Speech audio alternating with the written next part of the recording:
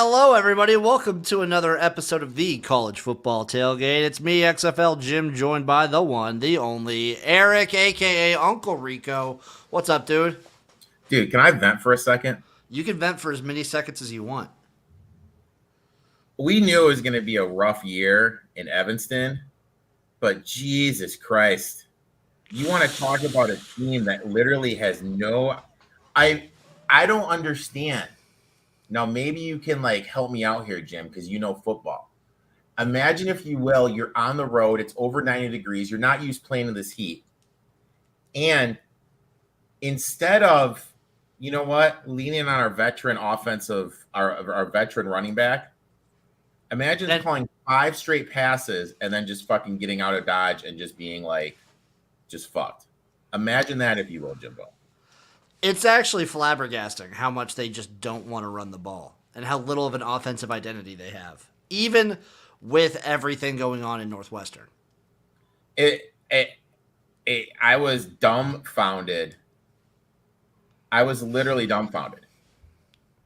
I was literally dumbfounded. What's up, Tether TV? Shout out my Rutgers minus a half point first quarter bet. I was literally dumbfounded by what the game plan was, and then you have Bryant dropping back. Game just got off kilt. Yeah, it's good. And did you see fucking UTEP, which has looked? I'm high on UTEP for whatever reason. They look pretty bad. Another bad coach team. They're laying 5 points on the road at Northwestern. And honestly, that doesn't really surprise me that much with how, we knew Northwestern was going to be bad, and then all the stuff about Fitzgerald came out, and we knew, I had no idea the fathoms that this program could be. They might be, I'm going to pen them in as the worst P5 team. Easily. Oh, I mean, I can't. Do they play Michigan State? I don't think so.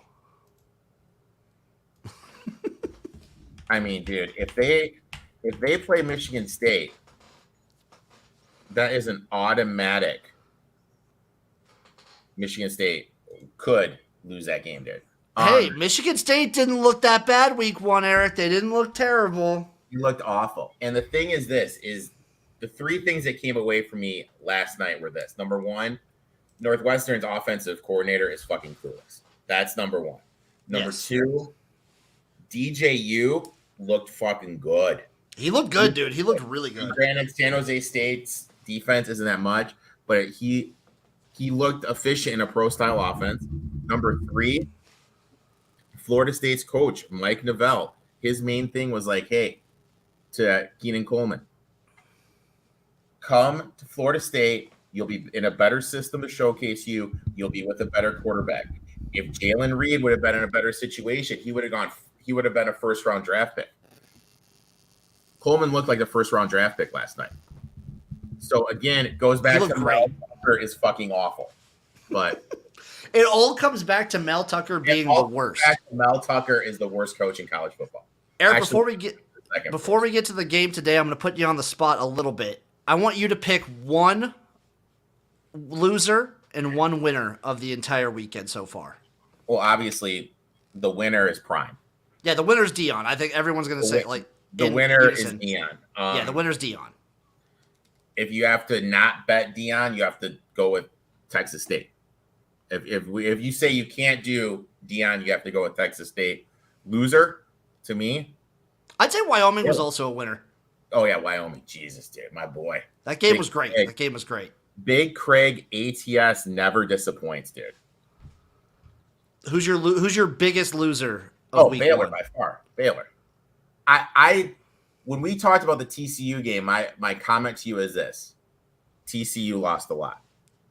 We had no idea. About that game. Obviously, none of us thought Colorado would look as good as they did. That's just a fact. I didn't think they'd look that good. But I didn't think TCU was going to look great. I didn't like the number of the spread. I thought TCU would win, but I thought it would be a competitive game with how much they lost. I had no idea what to expect. Yeah, I had no idea whatsoever. What about Can I say the Big 12 as a whole looked like losers? With Texas Tech Pac-12? and Baylor losing? Pac-12 undefeated. Pac-12 looked great. Pac-12 looked real good. ACC looked pretty good, especially with Florida State doing that. I will say this though, LSU 33-1. You have to throw a quarter unit on it right now. Oh, definitely. You have to throw a quarter unit on it. I'm looking at some lines right now. We want to do the updated future lines. I'm just looking at lines, see if there's anything that pops up. How is Massachusetts getting 7 against Miami of Ohio? Oh, so you're talking about the look ahead lines. I mean, we can look at futures. You know, this. We do a couple look aheads just to see if anything's popping out. Notre Dame -7.5 at NC State seems a little low to me. I don't know. I mean, UTEP is laying 1.5. I was misquoted. Laying 1.5 at Northwestern. I think UNLV might be able to cover the 36.5 at Michigan. Yeah. I like SMU. SMU is explosive offense. It's a lot of points at Oklahoma. They're getting 16.5 right now. Anyone else popping out at me? Okay, I know what happened this time. Yeah, Tether, we're gonna get to Clemson Duke. Don't you worry about that. We're just trying to we're trying to elongate the show when we're only talking about one game. I'm intrigued by App State, North Carolina. Just to see what it looks like. It's 17.5 right now. Anything else North popping Texas at me? laying 13 at FIU. FIU looked real bad, dude. I like Texas Tech plus the 7. I have another loser. Did you see Butch Jones crying on the sidelines getting consoled by a player? No, I did not. There was a player hugging Butch Jones telling him it's going to be all right. I think when they were down like 66 at the end of the third quarter. And they're getting 21.5 hosting Memphis. They looked really. I mean, Oklahoma. Who knows? It's week 1. There's overreactions. Scoring 0 on Oklahoma is bad. Yeah.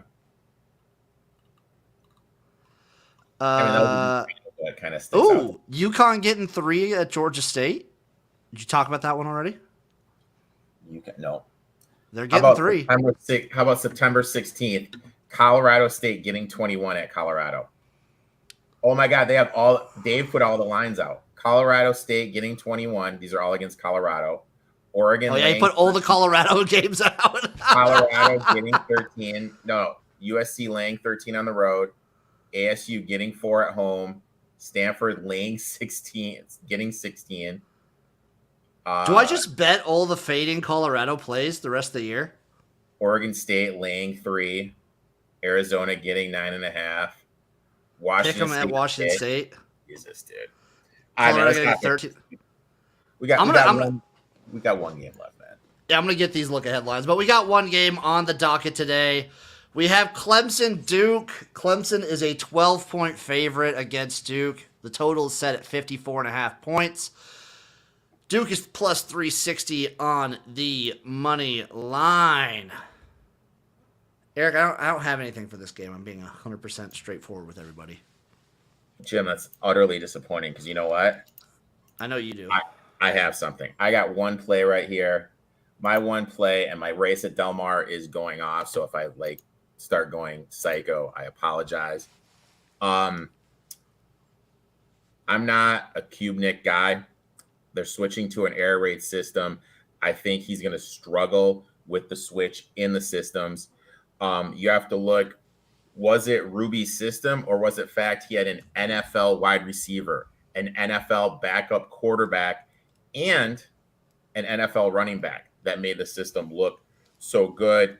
Clemson elite at the linebacker level, but they did lose 2 guys, 2 high picks on the front to the NFL. With that being said, Duke is returning 10, 4 of them on offense, 4 of them are offensive linemen. I think they're going to be able to protect Leonard. I think they're going to be able to move the ball. I think Leonard is going to be able to get somewhere on the ground. Flip side, Duke has a good defense, defensive-minded coach. returning 8. They only gave up 23 points per game last year.